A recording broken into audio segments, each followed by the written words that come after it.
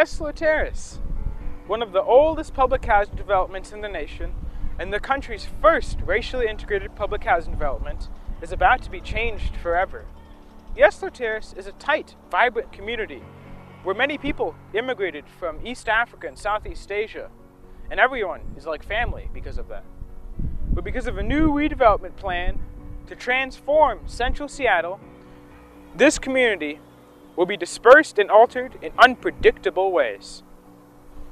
Regardless for being around for 75 years, Seattle Housing Authority is giving private investors the opportunity to reimagine Yesler Terrace with their own intentions prioritized. Currently, Yesler Terrace consists of low-income residents, while in the master plan written by Seattle Housing Authority, the future of Yesler Terrace includes guarantees for only 11% of the new development to be set aside for the current residents, while the other 89%, or 4,339 units, will be rented at up to market rate. This means the community that has been established for 75 years will be diluted to a mere 10% of the total population. And also, with this redevelopment, concern arises about how local small businesses will survive the redevelopment and how the returning residents will afford the new, more expensive businesses. We've been talking with a couple of local Ethiopian restaurants. We'd like to get a good restaurant in there, something fun, maybe even a small store, but you know, a good mix. But the most important thing is it's something that activates the corner, that draws people to the neighborhood and to the project. So it makes it kind of exciting. So that's our goal. Well, we're marketing it below kind of the typical market rate, so it's going to be very. We're trying to make it as affordable as possible to attract the best retailers to come in. And so for a restaurant, the large cost for them really is to build it out. So Little Saigon Business Association was very, very concerned about the Yesler Terrace redevelopment, and also had a great deal of concern about the proposed redevelopment that Target was going to do over where Goodwill is.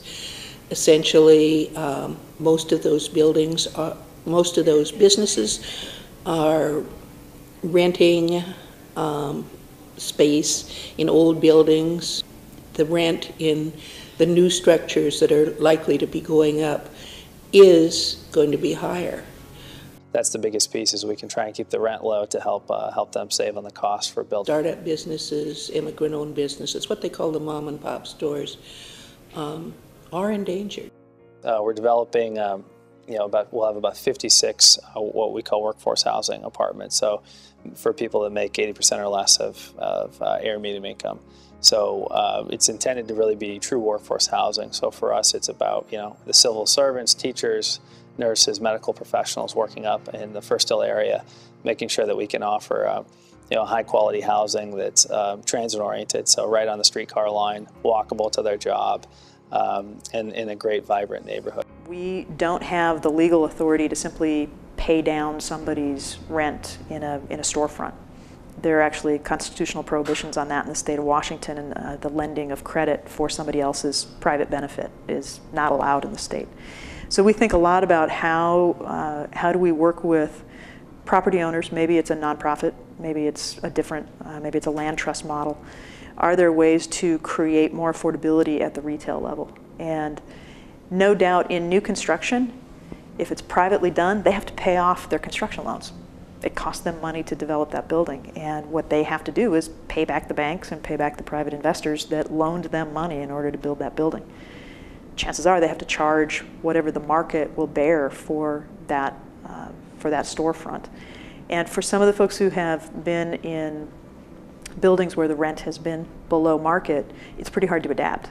Some people will be able to adapt, and some people won't. Just a few years ago, we did a study of where Yesler Terrace residents are shopping now, and that study is on our website, and you're welcome to access it. And it talks about where people are going for groceries, and some are shopping right here in the International District, and so we hope that by creating better pedestrian access to to the neighborhood, that they'll still be able to continue to shop there. But it also showed that Yesler Terrace residents are shopping all over to get their goods, going to the Central District, going to Beacon Hill.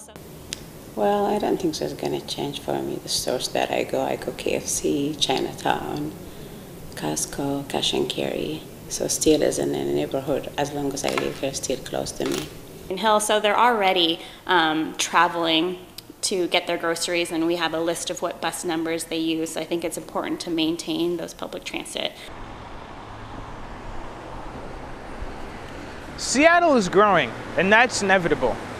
Private investors are taking advantage of this growth, and our city's leaders are planning our city's future comprehensively. But we, the people, need to ensure that throughout all of this change, all of us, whether low, medium, or high income, small business owners and consumers, have our best interests kept equally in mind. Now the question in Yesler is, whose best interest is really being kept in mind?